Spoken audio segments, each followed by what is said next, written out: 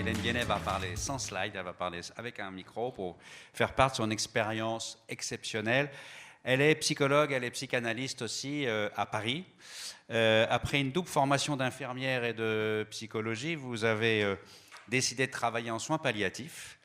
Vous vous occupiez la nuit de jeunes patients du sida, à l'époque il n'y avait pas les trithérapies, et vous étudiiez le jour. Ce faisant, vous avez pris conscience qu'à côté du public des aidants, de la souffrance du malade, il y avait aussi la souffrance de ceux qui les entourent, les aidants, et aussi la souffrance des soignants, les aidants familiaux et les aidants professionnels. Et donc, j'ai l'impression que depuis de nombreuses années, votre fil rouge, c'est le travail que vous faites sur les liens entre la psychanalyse et la médecine. De nombreuses années, je dis, parce que vous accompagnez depuis 25 ans maintenant ces trois publics, malades, aidants, soignants. Aidant, d'ailleurs, je crois que vous n'aimez pas beaucoup ce terme-là, vous le dites dans votre livre, vous nous expliquerez pourquoi. Vous disiez dans une interview récente, c'est comme une valse à 3 temps, où chacun se donne des impératifs. Le malade voudrait ne pas déranger, le proche voudrait être toujours disponible, et le soignant voudrait être toujours au top de ses pratiques. Mais le rythme à 3 temps d'une valse fluide est impossible à tenir dans le temps. C'est cette fameuse triade à laquelle vous vous référez très souvent dans ce que vous nous dites.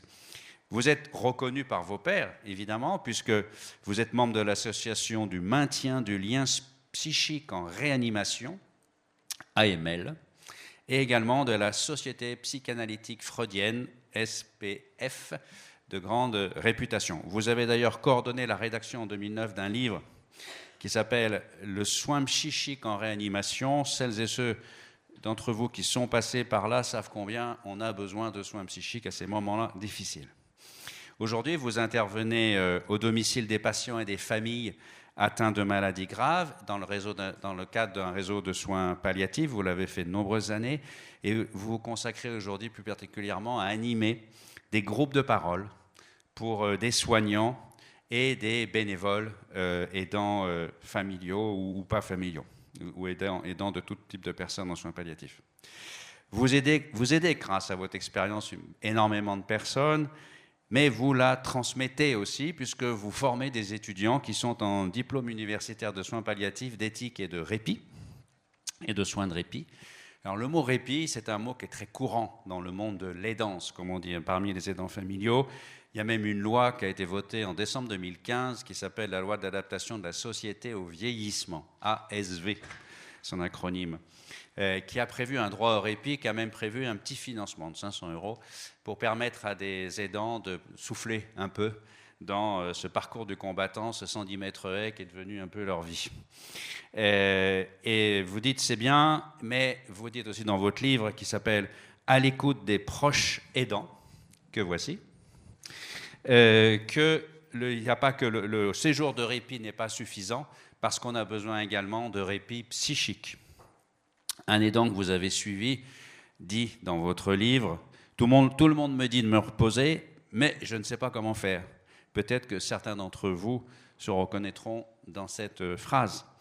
Vous avez écrit ce livre qui a connu un grand succès, il vient d'être réédité en 2025, toujours aux éditions Célie Arslan, parce que, m'avez-vous dit, vous vouliez rendre grâce aux proches en témoignant de la complexité des situations qu'ils vivent et des affects qu'ils traversent. Alors je dis « ils », je devrais plutôt dire « elles », parce que les 3/4 des aidants sont des femmes. Mais qu'elles éprouvent donc lorsque la maladie, le handicap ou la démence, ça peut être 3 occasions d'être aidant. Et vous dites, vous avez une très jolie phrase quand la maladie, le handicap ou la démence surviennent dans la maison sans y avoir été invités. Je pense que cette phrase-là parle à beaucoup d'entre vous qui connaissent cette situation. Une autre phrase va vous parler aussi, vous dites, lorsque la maladie se déclare chez quelqu'un, elle déferle et elle envahit tout l'espace familial. Il vous a paru essentiel donc de faire entendre les mots et les pensées que chacun peut avoir et même dont chacun peut avoir honte quelquefois, les sentiments qu'on redoute, qu'on n'ose pas dire, qu'on n'ose pas partager avec d'autres. mais aussi, et il faut le souligner, la richesse de ces accompagnements, ce lien qui se retisse quelquefois avec un parent dont on s'était éloigné à l'occasion de son accompagnement. Et voilà, donc c'est la richesse de ces accompagnements qui peut ouvrir aussi une fenêtre vers l'avenir qui soit positive, alors même que l'avenir paraît bouché. Voilà, c'est de cette longue expérience extrêmement précieuse, extrêmement fine aussi, dont vous allez nous faire profiter. Donc un très très grand merci de prendre de votre temps. Il est très très compté. On n'avait pas beaucoup de dates disponibles pour que vous puissiez venir, pour nous la transmettre et nous aider tous à, d'une part, mieux comprendre ce qui se passe quand on est aidant, et puis aussi donc mieux vivre cette situation qui se joue donc quand on est aidant d'un proche. Vous avez apporté 2 ou 3 livres à la sortie pour ceux qui le souhaiteraient. Si ce n'est pas suffisant, on peut le trouver dans toutes les bonnes librairies, y compris à la FNAC, pas loin d'ici. Voilà, je vous remercie. Pardon, je passe la parole à Hélène Viennet. Après, donc, questions. La conférence est filmée, donc seulement la conférence, pas les questions, pour que vous puissiez vous sentir libre de poser ce que vous voulez. Ça sera ensuite diffusé sur le site de GPMA et sur le site de l'Institut français des seniors dans une quinzaine de jours à peu près. Après la conférence qui va durer une petite heure, on ira tous ensemble derrière se restaurer lors d'un cocktail. Merci à vous.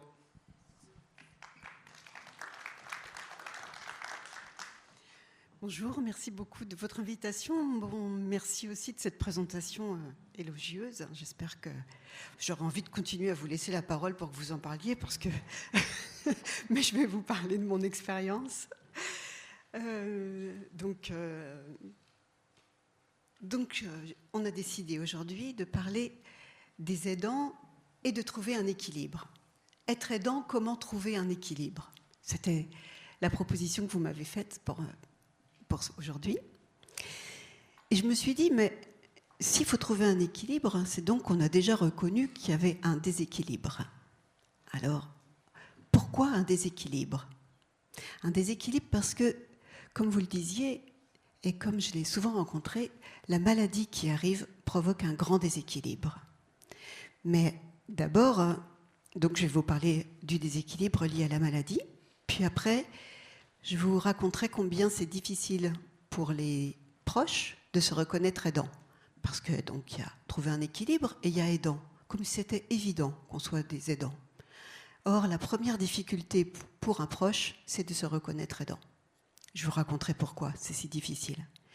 Et puis après, je vous parlerai effectivement des séjours de répit, du répit. Qu'est-ce qu'on entend par répit? Parce que ce qui m'intéresse, c'est de décortiquer les termes qui sont en ce moment très ressassés et banalisés finalement. On parle des aidants, on parle du répit, et en fait, on se rend compte qu'on ne sait pas du tout de quoi on parle. En tout cas, moi, je me souviens que les premières fois où, comme soignante, j'ai entendu parler du répit, je me disais, qu'est-ce que c'est que ce truc, le répit, quoi? Et pour qui? Pourquoi? Ça veut dire quoi? Et je crois que ces questions-là, elles sont toujours là, sauf que maintenant, comme tout le monde se dit qu'on doit savoir ce que c'est que le répit, eh ben, on n'ose plus poser les questions. Et donc, je vais essayer de décortiquer avec vous. Je vais parler 3/4 d'heure à peu près. Je vais essayer de me contrôler, parce que je pourrais parler longtemps, mais pour vous donner vraiment le temps de pouvoir, vous aussi, parler et me dire quelles sont vos expériences. Alors évidemment, je parle toujours, comme je suis une clinicienne, à partir de mes expériences, ce que je trouve aussi très important et fondamental, pour pas que ce soit théorique. Mais il me semble que la manière dont vous allez pouvoir vous emparer de ce que je vais vous énoncer, c'est ça qui va faire la richesse pour vous. C'est-à-dire que ça viendra après comme un échange, ce que vous proposiez pour après la discussion. On apprend les uns des autres, c'est déjà ça être aidant. Tout à l'heure, j'étais perdue en bas, j'ai rencontré une dame qui est on était 2 à être perdus. On était déjà beaucoup moins seuls. Et c'était presque agréable, du coup, de chercher ensemble. Alors que tout seul, on est très, très démunis. Voilà donc de quoi je vais vous parler. D'abord, le déséquilibre. Avant que la maladie arrive dans la maison, déjà, on a comme un doute, un pressentiment. On sent qu'il y a quelque chose qui ne va pas. On se dit, mince, il y a plein de choses qui nous passent par la tête. Ça semblait, la vie suivait son cours tranquille, et tout d'un coup, on sent qu'il y a quelque chose qui ne va pas. Mais est-ce qu'on a raison ou est-ce qu'on n'a pas raison? Est-ce qu'on doit se faire confiance? Voilà un premier temps que j'appelle le temps de l'errance. La vie n'est plus tout à fait pareille et il y a de l'étrangeté. Qu'est-ce qu'on va faire de ça? Voilà déjà le premier déséquilibre. Un déséquilibre dans l'incertitude du cours de la vie, qui donne une incertitude au cours de la vie. Ce temps de doute, celui où le patient ressent des symptômes, celui où les proches perçoivent des changements, précède le temps du diagnostic. C'est le premier temps. Le deuxième temps, ce sera celui où le diagnostic n'est pas encore tout à fait, mais où il y a la médecine qui s'est mise dedans. Premier temps, la famille est seule. Deuxième temps, il y a la médecine qui est là. Les examens, l'attente, les rendez-vous qui ne se prennent pas. Et tout d'un coup, troisième temps, la certitude. La certitude toute relative, car on sait bien que la médecine est une science inexacte, même si on voudrait nous faire croire en ce moment que c'est une science exacte. Or, la médecine est une science inexacte où on va encore tâtonner. On va voir des médecins qui seront très sûrs d'eux et qui vont faire des diagnostics avec des choses qui vont être bien délimitées dans le temps. On va faire tel et tel traitement et finalement, on voit bien que ça ne marche pas. Donc, tentative de retrouver un équilibre avec le traitement qui arrive, avec le diagnostic, et puis de nouveau déséquilibre. C'est une effraction, donc, la maladie. Comme vous l'avez dit tout à l'heure, c'est une effraction pour le patient et pour toute la famille. Vous verrez qu'il est très important pour moi de jamais oublier le patient. C'est-à-dire que quand on parle des aidants, et je vois bien sur les réseaux, sur des petits fascicules et tout ça, on parle des aidants, comme si c'était une entité. Mais un aidant, il n'est jamais aidant sans son malade, sans son proche handicapé, sans tout ce qui se passe avec l'autre. Donc être aidant, on ne pourra comprendre ce que c'est que pour chacun de nous d'être aidant que si on prend en considération et la maladie, le handicap, la vulnérabilité et le malade. Donc une effraction qui inaugure un changement radical du temps d'avant et du lien entre les uns et les autres. La maladie vient transformer pas seulement le malade dans le cours de sa vie, mais transformer tout dans le rapport des uns ou des autres. Et puis, ce qu'on voit, et ce que je voudrais vraiment que vous entendiez, c'est qu'un malade et son proche, qui deviendra son aidant, ils n'entendent pas la même vérité diagnostique. Voilà aussi pourquoi la médecine est une science inexacte. C'est quand un médecin annonce au malade et à la femme, ou au mari, ou au fils, à la fille, un diagnostic. Le malade, il va entendre quelque chose, et le proche, il va entendre autre chose. C'est surprenant, hein ? Ça, j'aimerais bien que vous le compreniez et que vous vous en serviez toujours comme curiosité. Parce que dès qu'on le sait, on va plus se dire « moi j'ai entendu ça et j'ai raison ». On va pouvoir dire à l'autre « qu'est-ce que tu as entendu ?» Ça m'intéresse ce que tu as entendu parce que moi j'ai entendu ça. Et là, ça va devenir un dialogue. Or, on a toujours tendance à penser qu'on a entendu la vérité. Et que la vérité, c'est nous qui l'avons. Et plus on va entendre qu'on a la vérité, moins on sera attentif à la vérité de l'autre. Pourquoi on n'entend pas la même vérité ? Parce que le malade, quand il entend le diagnostic, il est percuté dans tout son être par la parole du médecin.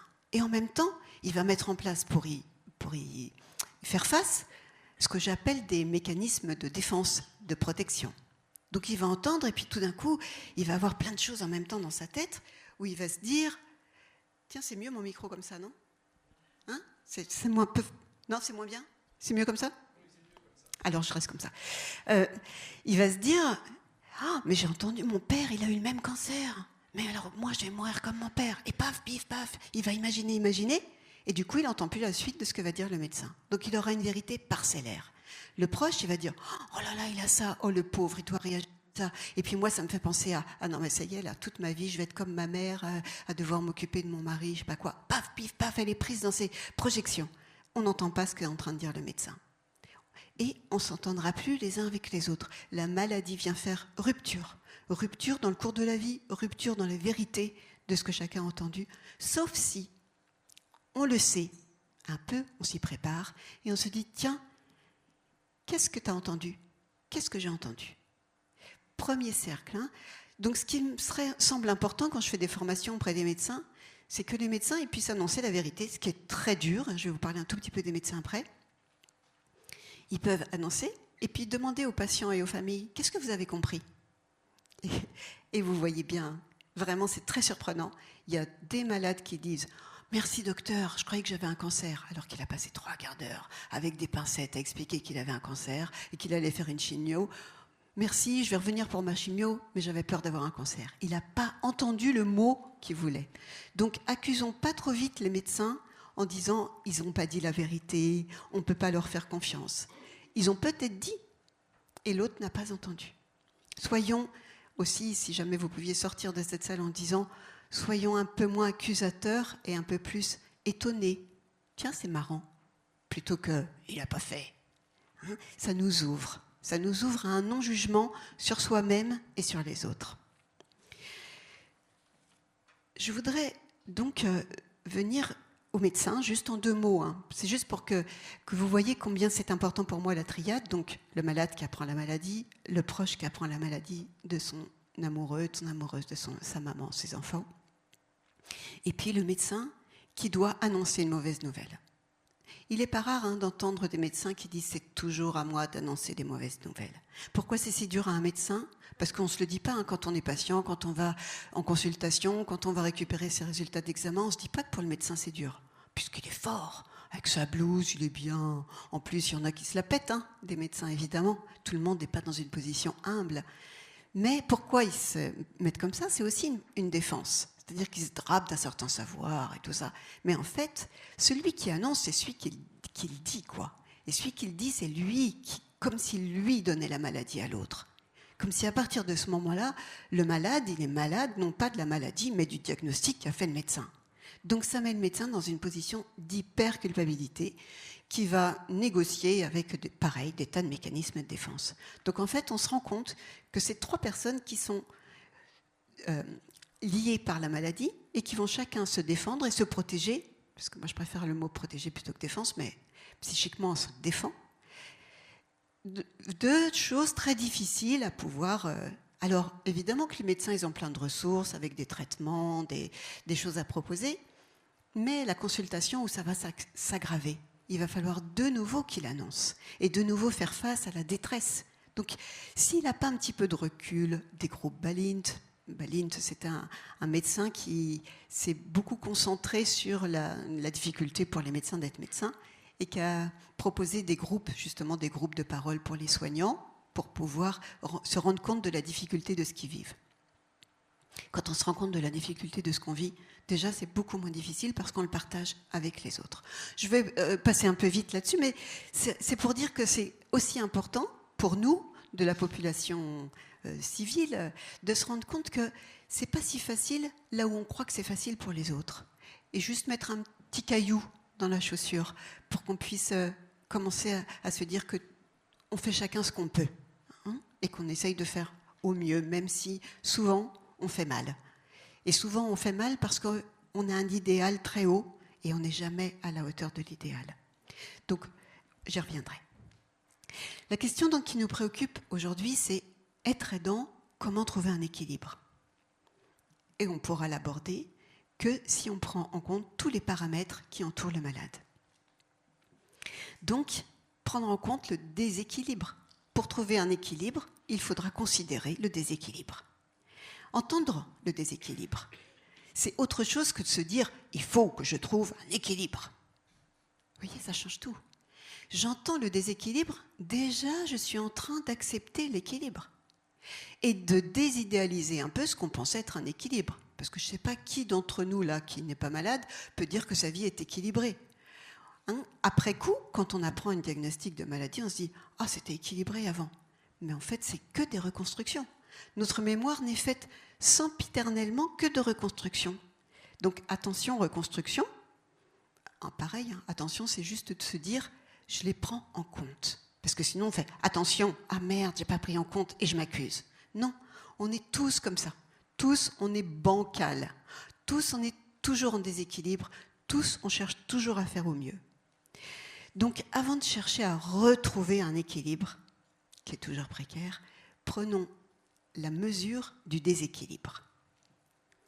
Savoir aussi que nous avancerons maintenant, une fois qu'il y a la maladie, le handicap, on avancera toujours ensemble et on aura un sentiment de solitude toujours très fort, parce qu'on va oublier qu'on est ensemble. Mais savoir l'équilibre fragile, n'est-ce pas déjà un peu alléger le déséquilibre ? Alors comment envisager une approche soucieuse de chacun ? C'est ce que je vais essayer de faire émerger aujourd'hui. Et d'abord, je voudrais vous parler du fait qu'il est très difficile de se reconnaître aidant. Ça peut paraître bizarre, mais je vous ai expliqué pourquoi. Et pour ce faire, je vais vous raconter une petite histoire littéraire, parce que je pense que c'est important de sortir aussi du quotidien et de revenir à la littérature pour pouvoir en entendre quelque chose et faire avec les gens, les auteurs qui nous nourrissent, qui font qu'on est aussi une société. Je vais vous parler de Lady Chatterley. Lady Chatterley, je ne sais pas si vous connaissez. Lady Chatterley, c'est évidemment, comme ça, quand on connaît Lady Chatterley, on se dit c'est un roman érotique. Qu'est-ce qu'elle va nous raconter avec Lady Chatterley ? Qu'est-ce que vient faire le garde forestier là-dedans ? Alors, je vous raconte en 2 mots l'histoire de Lady Chatterley pour ceux qui ne savent pas. Lady Chatterley, c'est l'histoire d'une femme qui, un jour, va aller dans la nature et va rencontrer le garde forestier et va avoir une passion extrêmement merveilleuse et passionnée, c'est-à-dire avec ses hauts et ses bas, avec son garde forestier. Mais avant ça, Lady Chatterley, c'est la femme de Lord Chatterley. Et Lord Chatterley, c'est un jeune homme qui est parti au combat juste après leur mariage et qui est revenu hémiplégique et taiseux. Lui qui était la joie de vivre, il est revenu complètement transformé, lié à l'accident dans les batailles. Il est revenu hémiplégique et taiseux. Et Lady Chatterley, cette jeune femme, elle va se retrouver à s'occuper de son mari. Elle s'occupe de lui, nuit et jour. Elle est toute orientée vers lui.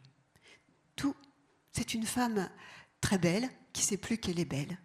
Une femme qui devient lasse, de plus en plus lasse, et qui ne sait pas qu'elle est lasse. Une femme qui ne sait plus du tout comment elle s'appelle. Elle s'occupe de lui, nuit et jour.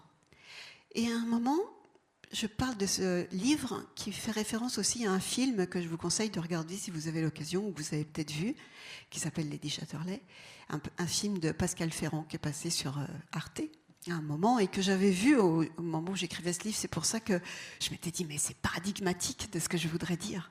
Et on voit cette jeune femme qui se regarde dans le miroir et qui est comme interloquée de voir son corps dans le miroir, et comme si elle demandait au miroir de dire, mais dis-moi que j'ai un corps, je me souviens plus que j'ai un corps. Elle regarde et c'est comme si son corps ne lui appartient plus. Et ça, on le voit beaucoup chez les proches aidants. Ils sont tellement orientés vers le corps de celui qu'ils soignent qu'ils ne voient plus leur propre corps. Alors, elle demande au miroir de lui redonner un reflet. Et on la voit dans ce film aussi s'asseoir devant une tasse de thé, un peu rêveuse ailleurs. On la voit qui s'assoit au piano et qui ne sait plus jouer de piano. On la voit comment ses journées sont rythmées vers son mari pour s'occuper de lui tout le temps. Et puis, on la voit... Alors, tout ça, je vous la fais longue, mais c'est très très court dans le film. N'ayez pas peur de voir le film, vous allez voir quand même un film érotique. Mais cette scène-là me semble vraiment importante parce que, pour moi, elle montre comment, tout d'un coup, elle est comme sans sève. Elle part, tout son pétillant, toute sa beauté, quelque chose se dessèche. Et quand l'après-midi, elle est fatiguée, elle va faire sa sieste, elle se couche, tout d'un coup, dans le lit, elle perd sa sève vitale. Et ils sont tous les deux, très ensemble, comme ça, sans beaucoup de monde. Tout d'un coup, dans le film, on voit la sœur qui arrive dans sa petite auto, avec son chapeau et tout, la petite anglaise, parce que ça se passe en Angleterre. Elle arrive et elle est toute pétillante, elle monte les marches de la maison, personne dans la maison. Enfin, elle voit personne. Elle appelle, elle cherche sa sœur, et elle la trouve allongée dans son lit. Elle est bien étonnée de voir sa sœur comme ça, si pâle, amaigrie dans son lit. Alors elle lui dit, mais il faut que tu ailles voir un médecin, t'es malade. Mais non, t'inquiète pas. Il dit, mais si, on va aller voir un médecin. Et là, on voit combien c'est difficile pour Lady Chatterley d'accepter d'aller voir un médecin. Elle accepte avec un petit air de dédain. Bon, allez, je vais faire ça pour lui faire plaisir à ma sœur, mais je sais bien que le médecin ne trouvera rien. Parce qu'évidemment, elle n'est pas malade. Hélas, ou heureusement, dirais-je, le médecin, il ne dit pas qu'il n'y a rien. Il lui dit, il faut vous reposer. Voilà le diagnostic. La fatigue est là. À partir de là, il va falloir se reposer. Ça la démunit encore plus, Lady Chatterley, parce que se reposer alors que, dans un état comme ça, alors qu'on ne peut pas, on ne peut pas se reposer puisqu'elle doit prendre soin de son époux. Alors comment faire? Le médecin tout de suite, il a des remèdes. Eh bien, vous allez embaucher une nurse qui va venir à la maison et qui va venir s'occuper de votre mari. Et la sœur, la voilà partie avec ce projet. Lady Chatterley, elle ne peut pas supporter. Voilà pourquoi ça m'intéresse, ce petit bout de film. C'est que Lady Chatterley, c'est hors de question pour elle qu'il y ait quelqu'un qui vienne à la maison pour s'occuper de son mari. Vous vous rendez compte du scandale? Ça veut dire qu'elle n'a pas la capacité de pouvoir continuer à s'occuper de lui. Ça veut dire qu'elle est une mauvaise femme. Elle n'est pas encore aidante. Une mauvaise femme, qu'elle ne sait pas, qu'elle est fatiguée, qu'elle ne devrait pas être fatiguée, que c'est une honte. Et puis, vis-à-vis de lui, elle va se dire que c'est pas possible, il va trouver qu'elle l'abandonne, qu'elle n'est pas à la hauteur de leur relation. Il va se sentir non seulement abandonné, mais en plus que la maison va être avec une intruse, que quelqu'un va venir dedans, déranger l'équilibre. Alors elle dit rien, et elle se ferme. Heureusement, la sœur, elle perd pas le nord. Il y a toujours besoin d'un tiers. Et elle continue. Et elle va embaucher la nurse. Et elle va aller voir l'époux. Et elle va discuter avec la famille, le médecin, tout ça, mettre en place ce que maintenant les plateformes répit vont aider les proches à faire. Je vous en parlerai plus tard. Vous me ferez penser si je ne vous en parle pas. Donc, disons qu'elle, la sœur, elle est la plateforme de répit. Et elle va, en fait, organiser la venue de la nurse à la maison. Lady Chatterley, elle n'aurait pas pu le faire, comme je vous ai dit. Et c'est juste parce qu'il y a un tiers que c'est possible que ça puisse être mis en place. Heureusement, cette nurse, encore une fois, à chaque fois c'est des histoires de heureusement, elle est bien ajustée. C'est-à-dire qu'elle va prendre Lady Chatterley en même temps qu'elle pour aller s'occuper de lui. Elle ne prend pas tout de suite le contrôle de tout, le gant, les bassines, elle sait faire mieux que tout le monde. Non. Alors là, peut-être je fabule un peu, ce ne sera pas tout à fait ça dans le film, mais je vous parle de l'aidant idéal, de la nurse idéale. Elle va être en compagnonnage avec l'aidante, avec Lady Chatterley, pour aller s'occuper du Lord Chatterley au plus juste. C'est-à-dire qu'il va y avoir comme un tuilage, ce qu'on appelle maintenant, entre la manière dont elle s'en occupait et la manière dont quelqu'un d'extérieur va s'en occuper. D'accord ? Souvent, on a tendance, quand on est un soignant, à prendre tout en charge et à s'occuper mieux que tout le monde de ce qui nous paraît être absolument défaillant dans la famille. On ne pourra jamais s'occuper d'un aidant, parce que c'est notre sujet, sans s'occuper de la manière dont l'aidant voit, parle, s'occupe de son malade. D'accord ? Donc là, la nurse, on la voit qui s'occupe de Lady Chatterley en s'occupant de Lord Chatterley. Et petit à petit, Lady Chatterley, elle va pouvoir se défaire de son mari sans avoir l'impression de l'abandonner. Elle sera portée par la nurse qui va aussi être attentive à elle et hop, elle va pouvoir s'envoler, aller dans le jardin, voir les jonquilles. Il y a des très belles images dans le film où on voit qu'elle boit à la fontaine, qu'elle cueille des fleurs. C'est poétique. D'un coup, la rêverie, ce que je développe dans mon livre, c'est le besoin de rêverie des proches, va pouvoir s'opérer pour elle. Et elle va rencontrer le garde forestier et déployer sa libido en plein. On peut se dire, c'est provocateur. Évidemment, tous les aidants, ils ne vont pas rencontrer, je vous rassure, ils ne vont pas rencontrer le garde forestier. D'accord ? Je vous rassure, très important. Parce que justement, la peur des proches, c'est d'avoir tellement de libido qu'ils vont oublier leur malade. Mais là, ce qui m'intéresse, c'est la libido, pour Freud. Ce que je voudrais vraiment dire pour vous, c'est que c'est la pulsion de vie. La libido, c'est pas sexuel. C'est sexuel au sens que c'est vital, d'accord ? Mais c'est pas sexuel en tant que érotique. Pourquoi je prends cet exemple? C'est parce qu'on a vu que grâce à la sœur, puis à la nurse, puis à la sœur et la nurse, puis à tout l'environnement, la femme, elle a pu sortir dehors et retrouver de l'énergie pour elle. Il se trouve que c'est de l'énergie sexuelle, mais ça, c'est seulement de l'énergie pour nous. D'accord? Après, chacun fait ce qu'il veut. Mais elle, retrouver pour les proches aidants de l'énergie vitale pour eux-mêmes, sans avoir peur d'abandonner complètement leurs proches, ça va être la gageure. Voilà pourquoi c'est très difficile pour un proche de se reconnaître aidant, et très difficile, d'une fois qu'on s'est reconnu aidant, de pouvoir demander de l'aide et de pouvoir prendre du temps pour soi. On a toujours peur que si on prend du temps pour soi, ce sera au détriment de l'autre. Le jugement est là, féroce, tout le temps. Donc je conclus avec Lady Chatterley. Elle n'aurait pas pu se reconnaître fatiguée toute seule. Elle était épuisée, hein. Vous voyez bien, desséchée, elle ne le savait pas. Elle ne le savait pas. Et pourquoi elle ne le sait pas? Parce que c'est lui qui est fatigué. Et elle, pas du tout. Les aidants passent toujours au deuxième plan par rapport à leur malade. Elle n'aurait pas pu se reconnaître aidante s'il n'y avait pas eu un tiers. Ça, je crois que vous l'avez compris. Et elle n'aurait pas pu accepter qu'il y ait quelqu'un qui vienne dans la maison si ça avait pas, le projet n'avait pas été soutenu par quelqu'un d'autre à l'extérieur. On pourrait se dire, c'est quand même bizarre. C'est quand même bizarre que Lord Chatterley ne se soit pas rendu compte qu'elle était fatiguée, sa femme. Parce qu'on a toujours tendance, encore une fois, à juger les autres. Puisqu'elle ne se reconnaît pas fatiguée, ça aurait dû être lui, quand même, qu'aurait dû s'en rendre compte. C'est fou ces malades qui ne se rendent pas compte de la détresse de leurs proches. Mais ce n'est pas si simple. Parce qu'ils sont une diade, ils ne se voient plus l'un l'autre.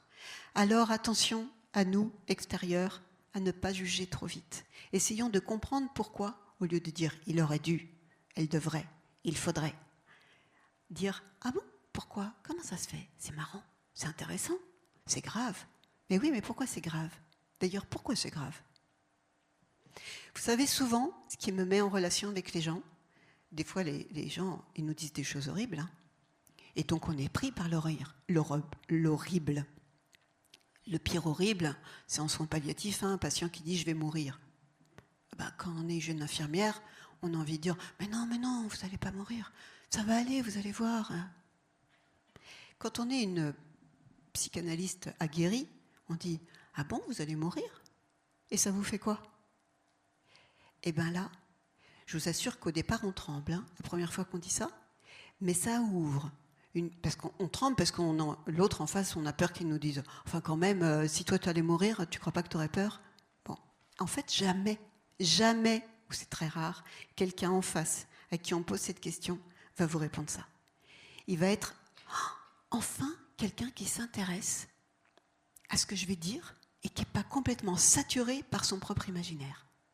Quand on dit à quelqu'un « ah bon, ça vous fait quoi? Pourquoi vous dites ça là? Qu'est-ce qui vous fait penser à la mort? Ou c'est quoi la mort pour vous ?» Enfin, ça dépend du lien.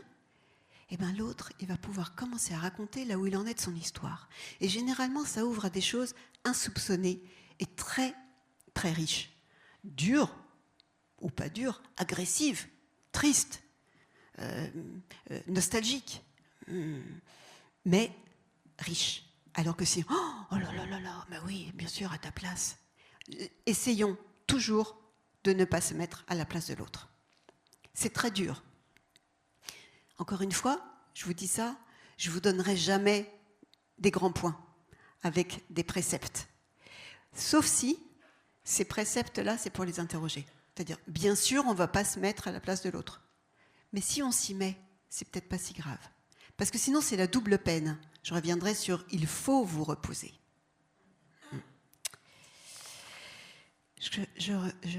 J'avance, j'ai peur. Ah oui, j'ai peur, j'ai raison d'avoir peur. Donc, j'ai peur du temps. Le temps. Considération très importante du temps. Parce que le temps s'arrête quand la maladie arrive. D'accord? Et on n'a pas dans le même temps. L'aidant, il n'est pas dans le même temps que le malade. C'est ça aussi qui nous sépare, c'est qu'on n'est plus jamais dans le même temps. Le malade, il attend, il est consignés par le temps de la maladie ou par le temps du handicap. J'ai beaucoup travaillé avec des patients qui avaient eu des AVC et avec leurs proches. Eux, ils sont dans la rééducation, ils veulent, et dans la fatigue et dans la difficulté. Les aidants, ils doivent courir à la pharmacie, courir à ceux qui vont venir à la maison, courir à leur travail, revenir. Ils sont pris dans un temps extrêmement actif, alors que les malades, ils ne sont pas du tout dans le même temps. Et cette collision des différentes temporalités va venir aussi faire la différence entre les uns et les autres. Mais ce qui me semblait vraiment important, mais je pense que là vous l'avez compris, c'est de vous faire entendre que les aidants, de qui on parle tout le temps, et on parle tout le temps à la place des aidants, ils sont des proches, et que pour eux, c'est normal qu'ils s'occupent de leurs malades, de leurs enfants, de leurs handicapés, de leurs patients en fin de vie. C'est normal. Mais qu'est-ce qu'il y a de plus normal que de faire de la toilette de sa maman ? Qu'est-ce qu'il y a de plus normal que d'accompagner quelqu'un qui est en train de mourir ? Qu'est-ce qu'il y a de plus normal que de s'occuper de ses enfants, de sa vieille maman, de son mari malade, de son travail ? Parce que les aidants aussi, c'est pas seulement une personne. Ils s'occupent de tellement, puis des fois, ils sont vieux, les aidants. Ils sont vieux, fatigués, et ils doivent aussi s'occuper de leurs proches malades. Alors, on devient tous un peu des aidants les uns des autres. Deux choses que je voudrais préciser. On ne parle jamais des jeunes aidants. Les jeunes aidants, c'est les enfants dans la fratrie qui prennent en soin ou en considération ou en angoisse leurs parents malades. On n'en parle que depuis très récemment. Soyez vigilants si vous avez des petits-enfants, des amis, si vous avez des collègues dans les écoles, à faire juste un peu attention à savoir si tout va bien dans la famille. Je discutais récemment avec une jeune aidante, 18 ans, mais elle était aidante depuis sa naissance, puisque son papa était une maladie neurologique et sa maman était aveugle. Donc elle était aidante des deux parents depuis son jeune âge. Elle allait à la pharmacie, elle s'occupait des coups de téléphone. Non, il était sourd, il n'était pas aveugle. Il était sourd, donc c'est elle qui appelait pour les médecins. Bref, elle s'occupait de beaucoup de choses. Et un jour, elle rencontrait une association qui s'occupe des jeunes aidants, qui s'appelle JADE, J-A-D-E. Association JADE, qui s'occupe des jeunes. Et là, mais elle avait 17 ans. Et elle s'est rendue compte qu'elle était aidante. Et pourquoi c'est bien ? Pourquoi on ne veut pas être reconnu ? J'en reviens. Donc, les jeunes aidants, très important de savoir, et les aidants du deuxième cercle. C'est-à-dire que là, depuis tout à l'heure, je vous parle du proche, vraiment du proche. Mais on est tous des aidants autres, comme si la maladie vient faire un caillou dans l'eau et que ça fait plusieurs ondes. On pense au premier cercle, pensons aussi au deuxième cercle. C'est ce que j'ai mis dans ma deuxième édition de mon livre, c'est trop restrictif de parler des proches aidants. Parlons des proches aidants et des aidants autres qui vont peut-être aider les proches aidants à pouvoir continuer à être des proches aidants. Changeons un petit peu les rôles. Sachons demander à l'autre ce qu'il a besoin avant de vouloir l'aider aussi. C'est aussi très important pour moi, que vous jamais donnez de l'aide à l'autre sans lui avoir demandé ce dont il a besoin. Rien à voir, mais je lisais un petit journal, je ne sais plus lequel, où il y avait un malade handicapé qui disait mais moi, quand quelqu'un vient derrière moi et prend mon fauteuil pour me balader, pour m'aider à traverser la rue, par exemple, sans qu'il m'ait prévenu, ça part d'un très bon sentiment. Sauf que moi, je suis en déséquilibre et tout d'un coup, je perds le contrôle de mon fauteuil, donc je peux vraiment tomber. Demandons, si l'autre, il s'approche et qui demande « Qu'est-ce que je peux t'aider ? Est-ce que je peux vous aider à traverser ?» Alors, il pourra dire oui ou non, mais il s'en verra. Là, souvent, on peut dire « Ouais, non, mais moi, je vais plus aider les gens parce que je m'en vois faire paître. » Oui, parce qu'on aide mal. Aider bien, c'est demander à l'autre ce qu'il veut, en prenant le risque que ce qu'il va nous demander, ça va peut-être pas nous plaire. Parce que quand nous, on a une idée, surtout les professionnels, de qu'est-ce qui est bien pour l'autre, c'est extrêmement difficile de pouvoir se mettre au diapason de ce que l'autre lui semble bien. Et pourtant, tout est dans l'ajustement. Bien sûr, on a nos représentations qui vont se mettre en rivalité et en complémentarité avec les représentations de l'autre. Si par exemple, je me dis qu'il faut que ce proche aidant-là se repose, si je lui dis qu'il doit se reposer, c'est pas comme ça qu'il va se reposer. Double peine, comme l'a dit Chatterley. Non seulement je dois me reposer, mais en plus je suis nulle parce que je sais pas le faire. On ne va pas se dire que c'est parce que je suis déjà surchargée. Hein. Dit juste parce que je ne sais pas le faire, je m'organise mal. Si je m'organisais mieux, je pourrais me reposer. Si on demande à l'autre, qu'est-ce que je peux faire pour t'aider ? Est-ce que je peux rester avec ton malade pendant que tu vas chez le coiffeur ou te faire une petite sieste ? Déjà, ça change tout.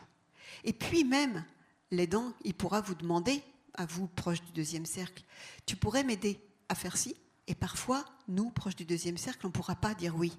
Alors on va être embêté, mais il suffit juste de dire non. De dire non, je suis désolée, je ne peux pas.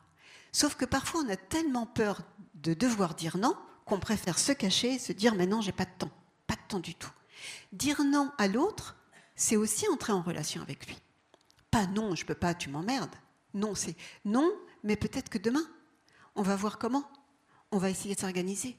C'est ça, je veux dire, notre solidarité qui devrait être. Alors, les aidants auront moins l'impression d'être instrumentalisés.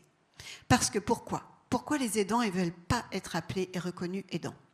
Parce qu'ils ont l'impression que, comment va le monde, on leur demande de plus en plus. Et c'est vrai qu'on demande de plus en plus aux aidants.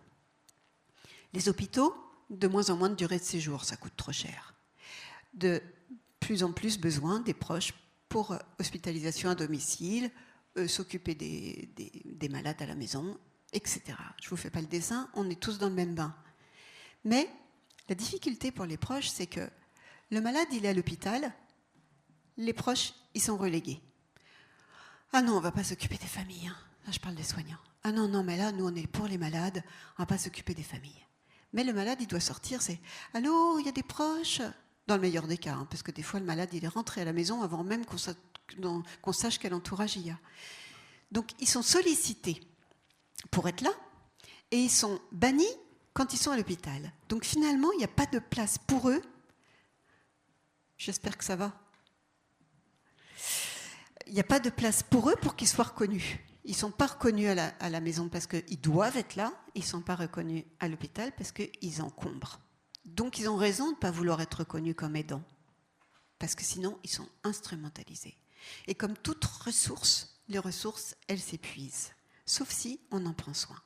Donc, prenons soin, ayons juste conscience du fait de cette instrumentalisation nécessaire, qui fait faire beaucoup d'économies, mais aussi le pendant, c'est la reconnaissance. Ce n'est pas seulement l'instrumentalisation, c'est aussi de la reconnaissance. Car si les aidants vont commencer à pouvoir se reconnaître aidants, alors ils vont pouvoir avoir des aides et bénéficier des lieux et des endroits et des espaces pour eux, pour pouvoir parler, se retrouver, de demander l'aide. Je parlais des plateformes répit tout à l'heure, en parlant de la nurse qui était comme une plateforme répit. C'est quoi les plateformes répit ? C'est des endroits comme les DAC, les réseaux, les M2A, la maison des aidants et des aidés, il y a de plus en plus d'acronymes, où c'est des espaces où les proches pourront aller parler de leurs malades et demander de l'aide, et où les professionnels seront bien formés pour pouvoir les accueillir et les orienter sur les bonnes structures. Parce que quand on a un aidant et qu'on regarde sur Internet, il y a 1000 propositions. 1000. Mais comment se débrouiller avec tout ça ? À qui faire appel ? Il faut trouver des professionnels qui vont venir nous aider, nous soutenir. Voilà, ça c'est important à ce que vous... Mais, donc c'est important d'entendre ça, mais c'est aussi très difficile de faire ces démarches-là. C'est très difficile parce qu'on a l'impression que c'est le malade, et on a à juste titre, que c'est le malade qui va mal et que c'est pas le proche. Nous, on n'a pas le droit d'aller mal. Donc faire appel à un autre secourable, c'est extrêmement difficile pour trouver des ressources.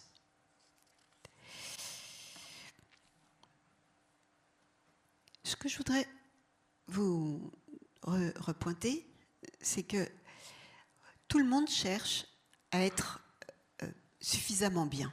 C'est-à-dire, le malade, il sait que c'est qui dérange. Il sait qu'il a introduit du déséquilibre dans la maison. Il sait que c'est difficile pour son épouse, pour son époux, pour les enfants. Le malade, il aimerait ne pas déranger. Donc il y a des malades, et on l'oublie, qui font tout pour que ça ne se voit pas. Donc, mais non, je ne suis pas fatigué. Mais oui, je vais manger. Et il se fatigue aussi à pouvoir répondre à ce qu'il imagine que l'autre attend de lui. On est tout le temps dans l'imaginaire des uns et des autres. D'accord ? Donc le malade, il voudrait être un bon malade.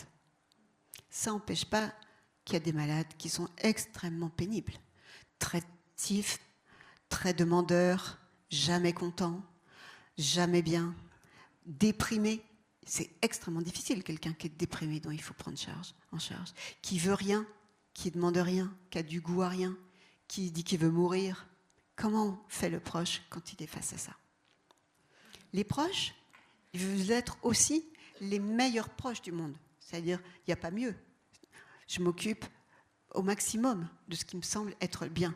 Donc, je m'occupe d'ouvrir la porte pour les intervenants qui viennent du dehors.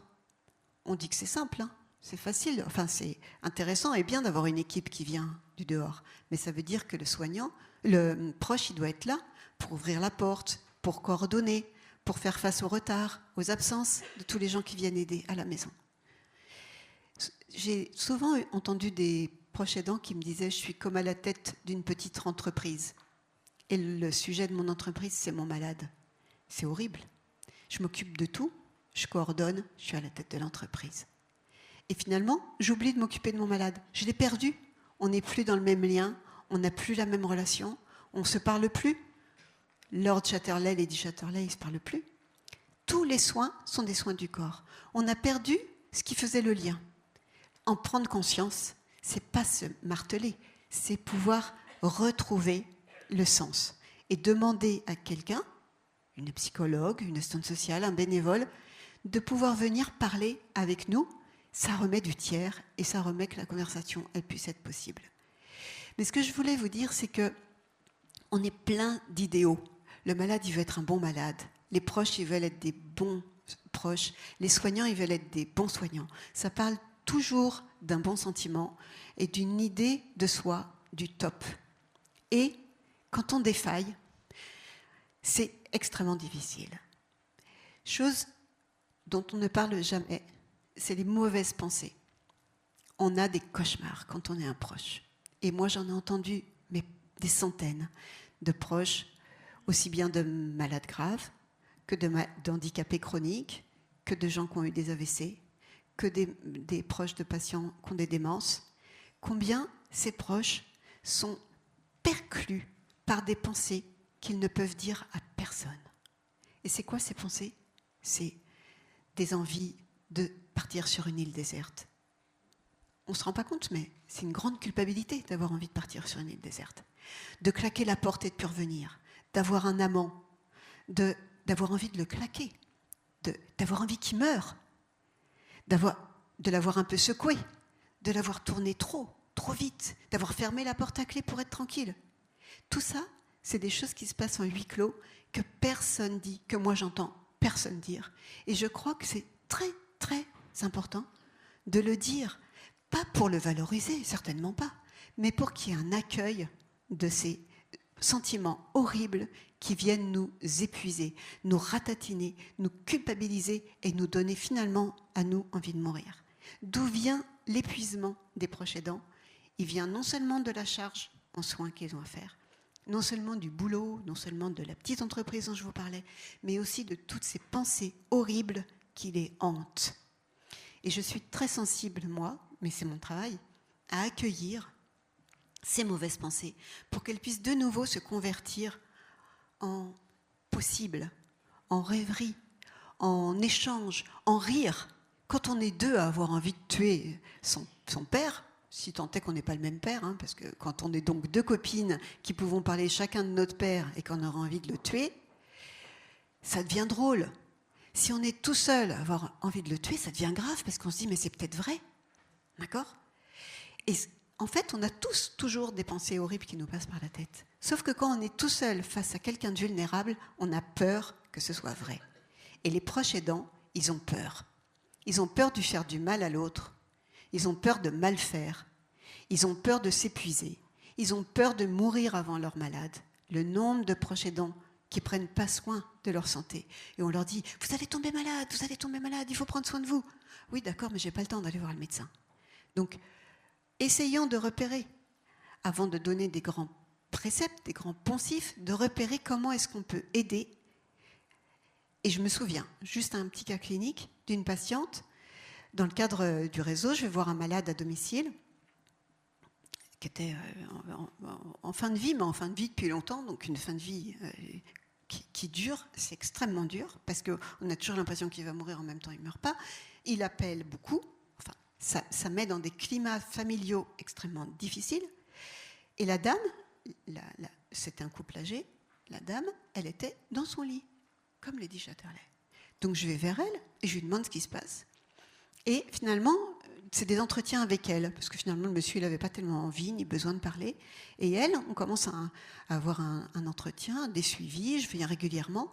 Elle commence à se relever de son lit, parce qu'elle me parle de sa fatigue, elle me parle de...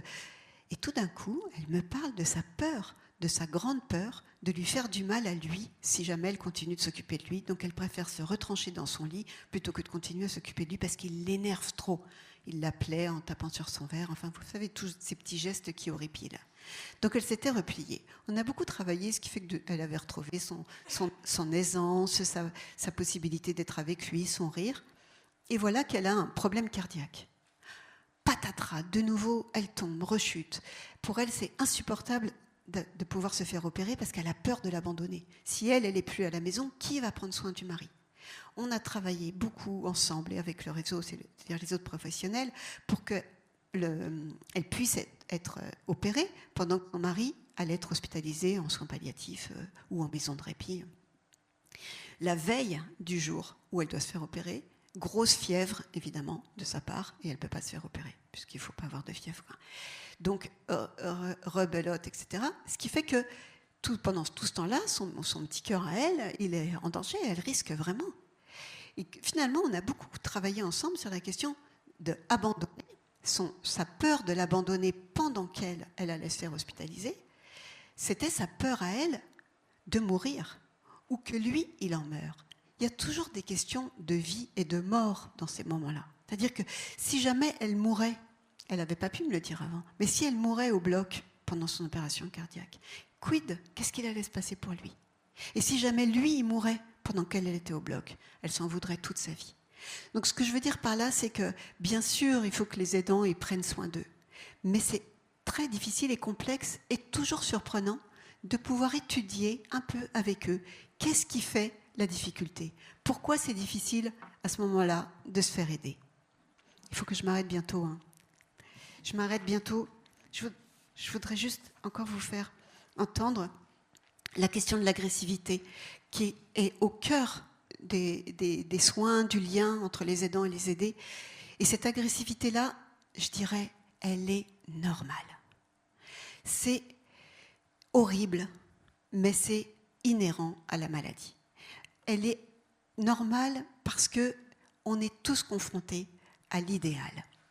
Alors on devient agressif parce qu'on a perdu le lien aux autres, on a perdu le lien aux amis, on ne veut pas déranger, donc on s'empêche et finalement on est comme une cocotte minute et on explose. Arrêtons, si on peut, de penser qu'on va déranger nos familles, nos amis, si jamais on leur demande de l'aide. Bien sûr, c'est facile à dire, mais pour ça, ce que vous disiez tout à l'heure, de l'aller vers les aidants du deuxième cercle, nous, la société, on doit aller vers les proches et leurs malades pour leur demander comment ils vont. Si on est seulement une association dans un coin à attendre que les proches viennent vers l'association, ils ne vont pas venir. Exemple, vous savez, on propose souvent des cafés ou des lieux de groupe de parole pour les proches aidants, qui sont comme des petits lieux de répit, quoi, où ils vont discuter les uns avec les autres. On propose comme ça à un proche un groupe de parole pour aller parler de ses difficultés. Il ne va jamais y aller. On dit « mais non, mais ça va, je ne veux pas embêter tout le monde avec mes... » Et moi, je leur dis « mais là, tout ce que vous avez mis en place... » Je pense à une patiente qui avait mis une petite clochette sur la porte parce que son mari était dément et que la nuit, il allait... donc, elle avait mis un truc pour entendre. Je lui ai dit « mais ça, vous pourriez aller au café des aidants pour pouvoir raconter tout ce que vous faites de bien avec votre malade. » Eh bien, c'était la porte d'entrée. C'est-à-dire qu'elle n'allait pas pour elle allait pour aider les autres. Trouver des petites astuces pour que un aidant, un proche, on a plein de ressources. Et puis, il y a quelque chose qui s'est transformé dans la relation à notre aidé, qui fait que, là, je vous ai parlé que des choses difficiles, cauchemardesques, agressives, mais il y a aussi des changements de relation, comme une aidante qui me disait « J'aurais jamais pu rencontrer ma mère si elle n'avait pas eu sa démence. » On ne se supportait pas, elle n'a jamais pris soin de moi, et moi, au début, je devais prendre soin d'elle, mais je n'avais pas du tout envie. Et finalement, elle a rencontré une nouvelle maman, plus tout à fait sa mère, elle ne la reconnaît pas. Et finalement, une autre relation se met en place.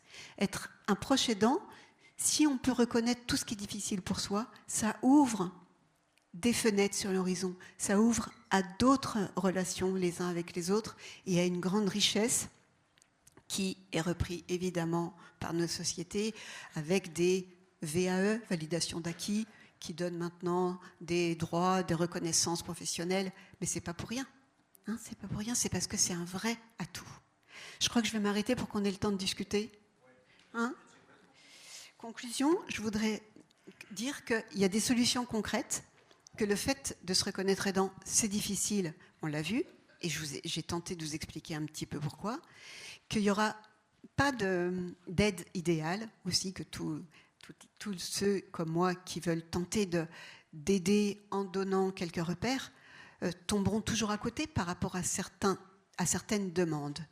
Mais ce n'est pas grave parce qu'on ouvre. Et je voudrais vous dire qu'il y a des solutions concrètes donc, que vous allez pouvoir trouver, si vous vous reconnaissez comme aidant, des lieux où vous pourrez être entendu et accordé avec certaines aides spécifiques à la maladie, le handicap ou la démence de votre proche. Voilà, on pourra en parler. Je vous remercie beaucoup. Merci Hélène.